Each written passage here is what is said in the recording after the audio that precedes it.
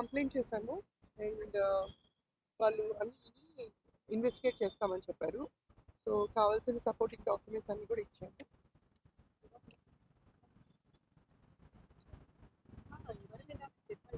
ప్రదీప్ రెడ్డి అని మా తమ్ముడు, మా ఫాదర్ చనిపోయినప్పటి నుంచి మమ్మల్ని హరాస్ చేసి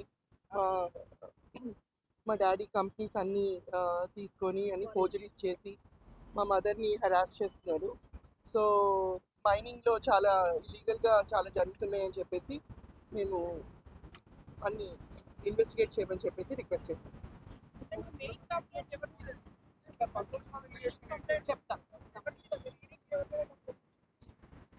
ప్రదీప్ రెడ్డి, ప్రదీప్ రెడ్డితో శ్రీనివాస్ రంగం, సంతోష్ వీళ్ళందరూ పార్ట్నర్స్. సో అందరూ కలిసి మమ్మల్ని హరాస్ చేస్తున్నారు. అంటే ఆ కంప్లైంట్ వేరు, ఈ కంప్లైంట్ వేరు. అన్ని కంప్లైంట్స్ ఇచ్చాను కదా. ఫస్ట్ తన వర్షం చెప్పారు కదా, ఇప్పుడు నేను చెప్తాను. అందరికీ నమస్కారం. ఈరోజు ఈడీ గారి దగ్గరికి వచ్చి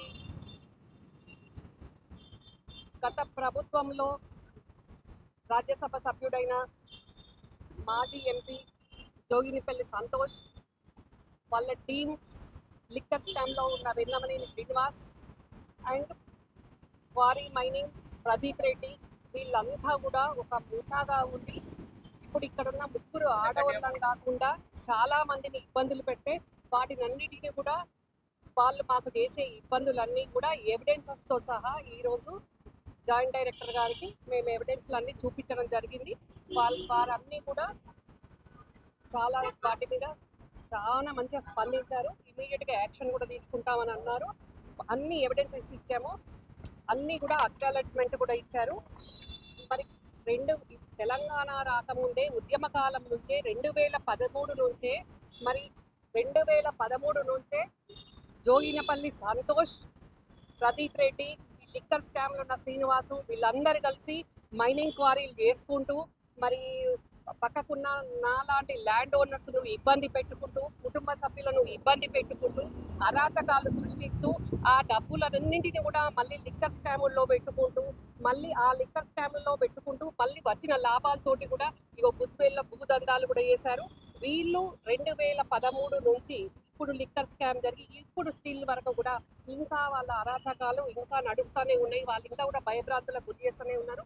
వాట్సాప్ల్లో అడ్డమైన ఇబ్బందికరంగా ఆడపిల్లలకు చెప్పలేని ఇబ్బందికరమైన మెసేజ్లు పెట్టుకుంటూ బయట కూడా మౌత్ టు మౌత్ మరి ఫ్యామిలీలో కానీ, బంధువుల్లో కానీ, కమ్యూనిటీలో కానీ ఎక్కడ కూడా ఇబ్బందులకు గురి చేసుకుంటూ, నేను కాంగ్రెస్ పార్టీలో ఉన్నా, నేను ఒక కాంగ్రెస్ పార్టీ లీడర్నైనా, మా ప్రభుత్వం ఉన్నా కూడా మమ్మల్ని టార్గెట్ చేసుకుంటూ చాలా ఇబ్బందులు చేసుకుంటూ ఇష్టారాజ్యంగా ఇంకా కూడా బీఆర్ఎస్ ప్రభుత్వమే ఉన్నట్టు, ఇంకా వాళ్ళు బీఆర్ఎస్ లీడర్లమే కానీ ప్రభుత్వం మాదే అన్నట్టు అడ్డదిడ్డంగా మరి ఎక్కడికక్కడ కూడా ఒక కరీంనగర్ నుంచి ఎంఆర్ఓలను, పోలీస్ ఆఫీసర్లను ప్రతి ఒక్కరిని కూడా మేనేజ్ చేసుకుంటూ ఫేక్ ఆధార్లు సృష్టించుకుంటూ మరి ఫోర్జరీలు చేసుకుంటూ లీగల్ ఎయిర్ సర్టిఫికెట్లో కూడా సోదరిని తీసేసి మరి లీగల్ ఎయిర్ సర్టిఫికెట్ తీసుకుంటూ క్వారీలన్నీ కూడా ట్రాన్స్ఫర్ చేసుకొని మరి జోగినిపల్లి సంతోష్, ఈ లిక్కర్ స్కామ్లో ఉన్న శ్రీనివాసరావు అండదండలతోటి మరి గత మార్చిలో 2025లో కూడా ఆయన జైలు కూడా వెళ్ళడం జరిగింది. ఇది ప్రూవ్ అయి జైలుకి వెళ్తే కూడా ఆ జైలు కూడా శ్రీనివాసరావు వెళ్ళి, లిక్కర్ స్కామ్లో ఉన్న శ్రీనివాసరావు వెళ్ళి ప్రదీప్ రెడ్డిని సందర్శించడం జరిగింది. ఎన్నో రకాలుగా ఇబ్బంది పెట్టుకుంటూ మేము ఎక్కడికి వెళ్ళినా, ఏ ఆఫీసర్ దగ్గరికి డాక్యుమెంట్స్ కావాలని వెళ్ళినా, ఎక్కడికి వెళ్ళినా ఎక్కడికెక్కడ మేనేజ్ చేయడం, ఎక్కడికక్కడ శ్రీనివాసరావు ఫోన్ చేస్తాడు. ఏ ఆఫీస్కి వెళ్ళని, మాసప్ ట్యాంక్ పిఎస్కి వెళ్ళని, ఎక్కడికి వెళ్ళినా, కరీంనగర్కి వెళ్ళినా, సుల్తానాబాద్కి వెళ్ళినా, ఎక్కడికి వెళ్ళినా కానీ ఎక్కడ కూడా వీళ్ళకి న్యాయం జరగట్లేదు. ఎక్కడికి వెళ్ళినా మమ్మల్ని ఇబ్బంది పెట్టే విధంగా ఆఫీసర్లను ఇంకా కూడా బీఆర్ఎస్ ప్రభుత్వమే ఉన్నదన్నట్టు ఆఫీసర్లను మభ్యపెట్టుకుంటూ వీళ్ళు ఇష్టం ఉన్నట్టు ఈ రకంగా దందాలు చేస్తూ ఉన్నారు. మళ్ళీ కూడా తొందరలోనే 2-3 రోజుల్లో మేము అన్ని డీటెయిల్గా ప్రెస్ మీట్ పెట్టి మీ టోటల్ తెలంగాణ ప్రజలందరికీ కూడా మరి తెచ్చుకున్న తెలంగాణలో ఇది ఎందరి పాలైంది, తెలంగాణ ఎంతమంది లాభపడ్డారు, ఎన్ని వేల కోట్లు ఇప్పటికి కూడా స్కామ్లు వీళ్ళు చేస్తూ ఉన్నారు. మరి ఇట్లాంటి వాళ్లకు మరి మా ప్రభుత్వం, మా సీఎం రేవంత్ అన్న గారు కూడా నేను దయచేసి రిక్వెస్ట్ చేస్తున్నా, రేవంత్ అన్న మీకు చాలా దగ్గరగా తెలిసిన సుమిత్ర ఆంటీ కూడలే ఈ సుచరితారెడ్డి. ఏ సుమిత్ర ఆంటీనైతే మీరు గౌరవించే వాళ్ళు, అభిమానించే వాళ్ళు, ఆ సుమిత్ర ఆంటీ కూడలికే ఈరోజు అన్యాయం జరుగుతుంది. రేవంత్ అన్న, మీరు అందరికి అన్నలాగా ఉంటారు అని మీరు మాట ఇచ్చిండ్రు. మరి మేము కూడా అదే రకంగా అనుకుంటున్నాం. మరి ఈరోజు అమెరికాలో ఉండి ఇక్కడికి వచ్చి తల్లిని రోడ్డు పాలు చేస్తే ఈరోజు ఎక్కడికి చెప్పుకోవాలో దిక్కు దివానా లేకుండా రోజు ప్రతి ఒక్క ఆఫీసుల చుట్టూ తిరుగుతుంటే ఎక్కడికి వెళ్ళినా న్యాయం జరగకుంటే సాటర్డే రోజు మేము సిబిఐకి వెళ్ళినాము, ఏసీబీకి వెళ్ళినాము. ఇప్పుడు ఈడీకి వచ్చి కంప్లైంట్ చేయడం జరిగింది. ఏసీబీకి వెళ్ళినా, సిబిఐకి వెళ్ళినా, ఇప్పుడు ఈడీకి వచ్చినా కూడా ప్రతి ఒక్కరు కూడా మాకు మంచిగా మా ప్రాబ్లమ్స్ ఏందని విన్నారు, అక్నాలెడ్జ్ ఇచ్చారు, ఇమీడియట్గా యాక్షన్ తీసుకుంటామంటున్నారు. ఇంకా కూడా ప్రజాస్వామ్యంలో విలువలు ఉన్నాయి అని తెలియడానికి ఆఫీసర్లు, చాలా పెద్ద ఆఫీసర్లు కూడా మాకు సపోర్టింగ్గా ఉన్నారు. మరి ఇలాంటి వాళ్ళు, మరి ఇలాంటి చెత్త, మరి ఇంకా కూడా పార్టీలలో ఉన్నాము అనుకుంటూ ఈడీకి అబద్ధాలు చెప్పుకుంటూ ఈడీకి కూడా, ఢిల్లీ ఈడీకి కూడా స్టేట్మెంట్లు ఇచ్చుకుంటూ మాకు ఎమ్మెల్సీ, మాకు చంద్రశేఖరరావు గారు ప్యాటర్న్ హక్కులు, ఎమ్మెల్సీ కవిత మేము ఫ్యామిలీ మెంబర్స్ అంటే వీళ్ళని అడ్డం పెట్టుకొని ఇష్టం ఉన్నట్టు ఇష్టారాజ్యంగా చేసుకుంటూ వేల కోట్లు ఒక 1000 కోట్ల రూపాయలు పెట్టి వేల కోట్ల దందాలు చేసుకుంటూ బుద్వేల్లో 39 ఎకరాల భూదందా చేసిండ్రు వీళ్ళు. ఎక్కడి నుంచి వచ్చినాయండి? ఒక హోటల్లో సర్వర్లుగా చేసే వాళ్లకు వేల కోట్లు ఎట్లా వస్తాయండి? ఈడీకి వీళ్ళు ఇచ్చిన స్టేట్మెంట్లో 4 బెంచ్ కార్లు, మెర్సిడెస్ బెంజ్లు, జిఎల్ఎస్లు ఎక్కడి నుంచి వస్తాయండి? ఏం కష్టం చేస్తూ వచ్చినాయండి? వీళ్ళకి ఇన్ని ఫామ్ హౌస్లు ఎక్కడి నుంచి వచ్చినాయండి?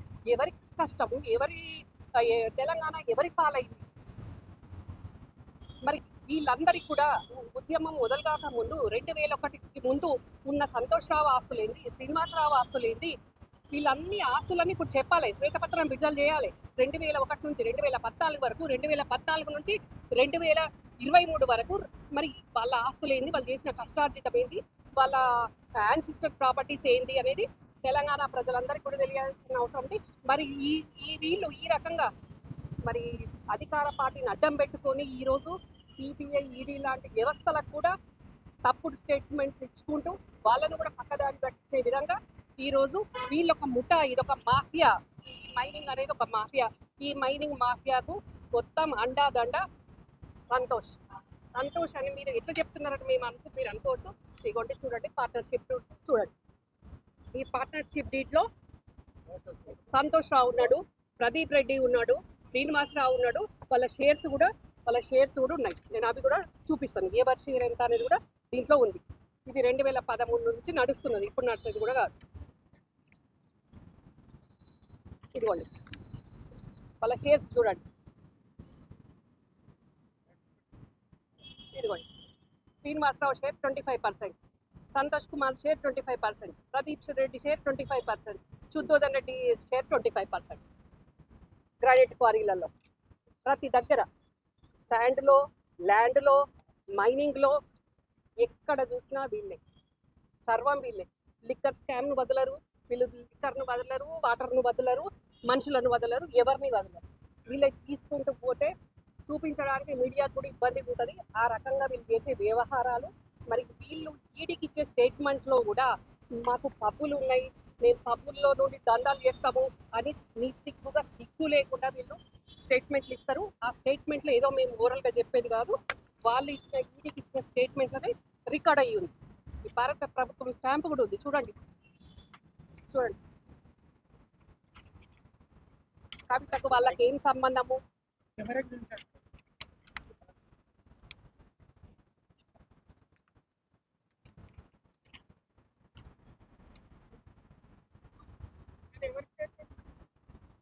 లిక్కర్ స్కామ్ లో ఉన్న శ్రీనివాసరావు స్టేట్మెంట్, ఢిల్లీలో ఈడీకి ఇచ్చిన స్టేట్మెంట్ ఇది. ప్రదీప్ రెడ్డికి ఆయనకేం సంబంధం ఉంది, సంతోష్ కుమార్కి ఆయనకేం సంబంధం ఉంది, కవితకు ఆయనకేం సంబంధం ఉంది అనేది, ఇలా చంద్రశేఖరరావు ఆయనకు ఏ రకంగా సంబంధం ఉంది, పార్టీకి ఆయనకి ఏ రకంగా సంబంధం ఉంది అనేది మొత్తం ఆయన ఇచ్చిన స్టేట్మెంట్ ఇది. ఇదేదో మీరు రాసుకొచ్చింది కాదు. శ్రీనివాసరావు ఆయన సొంతంగా, ఆయన నాలుక, ఆయన నోరుతోటి ఢిల్లీలో చెప్పిన స్టేట్మెంటు, ఇక భారత ప్రభుత్వ ముద్రతోటి ఉన్న స్టేట్మెంట్ ఇది. ఇది మేము రాసుకొచ్చిన కంప్లైంట్ కాదు.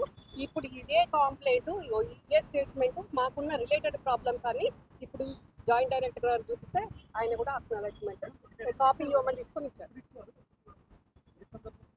ఏ సందర్భం ఏంటంటే వీళ్ళు మమ్మల్ని చాలా ఇబ్బందులు గురి చేస్తున్నారు. లిక్కర్ స్కామ్ లో ఉన్న వాళ్ళందరినీ కూడా స్టేట్మెంట్స్ తీసుకున్నారు కదా. కవితతో పాటు అందులో ఉన్న అందరినీ కూడా మనీష్ సిసోడియా వాళ్ళు ఉన్న టీం అంతా ఉన్నారు కదండి.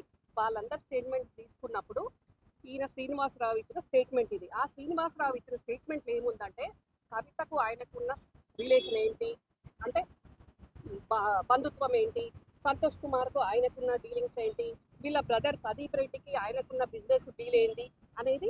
అంటే ఇప్పుడు నేను చూపించిన పార్ట్నర్షిప్ డీడ్స్కు చెప్పిన స్టేట్మెంట్కు మమ్మల్ని పెట్టిన ఇవ్వండి ఈ ఛార్జ్ షీట్లు, ఎఫ్ఐఆర్లు వీటన్నిటి ఇప్పుడు అడిగి కూడా అదే ఛార్జ్ షీట్ ఏంటి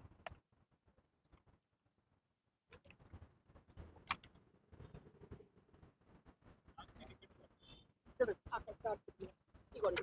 వీళ్ళది 2013 క్వారీలది పార్ట్నర్షిప్ డీడు, ఇది 2016 క్వారీ శాండ్ క్వారీల డీడు. ఇదిగోండి. మరి వీళ్ళు మంచి వాళ్ళు అయితే, సత్యహరి చెరువు తమ్ముళ్ళు అయితే ఎందుకు వీళ్ళ మీద ఎఫ్ఐఆర్లు అయితే, ఛార్జ్ షీట్లు ఎందుకు అవుతాయి వీళ్ళ మీద? మరి ఈ ఛార్జ్ షీట్ కూడా ఇప్పుడు జాయింట్ డైరెక్టర్ గారు కాపీ కావాలని తీసుకొని నాకు అక్నాలెడ్జ్మెంట్ ఇచ్చారు. దీంట్లో ఏం లేకుండానే ఇస్తారా? ఏం లేకుండానే ఆయన అడిగి తీసుకున్నారా కాపీ కావాలని? ఇంకొకటి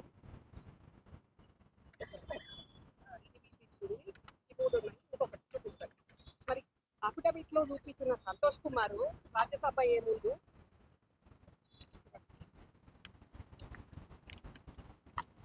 ల్యాండ్ దేవి వస్తాం ఒక్క నిమిషం. ఇదిగోండి. మొన్న కవిత చెప్పింది సిరిసిల్ల నేరేళ్ల బాధితుల గురించి, మిడ్ మానేర్ గురించి, మరి కేటీఆర్ కాన్స్టిట్యున్సీలో కేటీఆర్కి తెలియకుండా సంతోష్ చేసిన అరాచకం ఏంది అని చెప్పింది.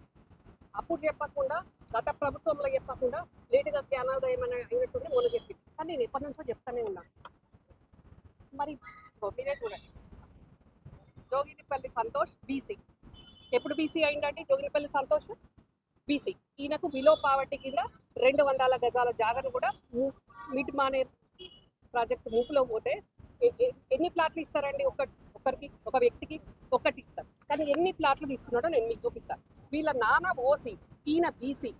మరి నాన్న ఓసీ ఏందో, కొడుకు బీసీ ఏందో ఇవన్నీ మేము చెప్పడం కాదు, ఇందులో నేను చూపిస్తాను. ఇదిగోండి.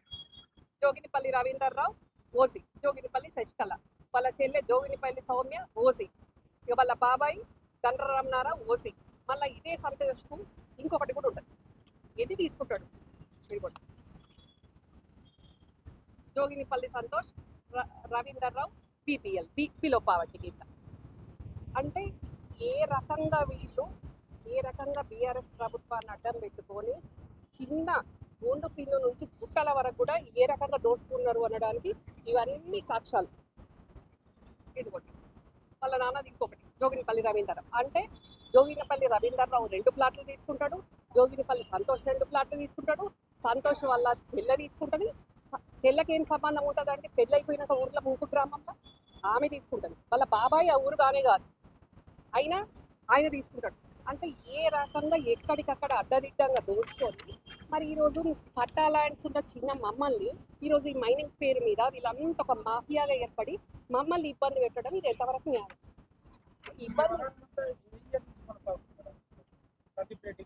ప్రతి ఇదంతా కరీంనగర్ మైనింగ్ అంటే కరీంనగర్, మెయిన్గా కరీంనగర్ ఎల్లగందల నుంచి జరుగుతుంది ఇదంతా కూడా.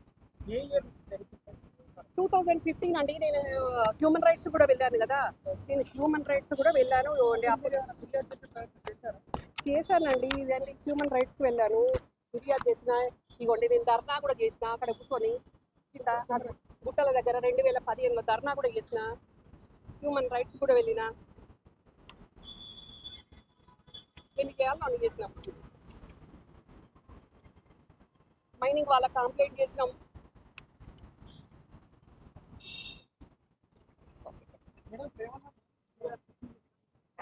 ఇమీడియట్గా యాక్షన్ తీసుకుంటామన్నారు కాబట్టి జాయింట్ డైరెక్టర్ గారు ఇమీడియట్గా మాకు కాపీస్ అడిగి మేము ఒక కంప్లైంట్ ఇస్తే ఆయన ఇప్పుడు నేను ఏవైతే స్టాంప్స్ మీకు చూపించానో ఆ 3 మీద కూడా ఆయన నాకు ఆ కాపీస్ ఇవ్వండి అని తీసుకొని మాకు అక్నాలెడ్జ్ కూడా ఆయన ఇచ్చారు.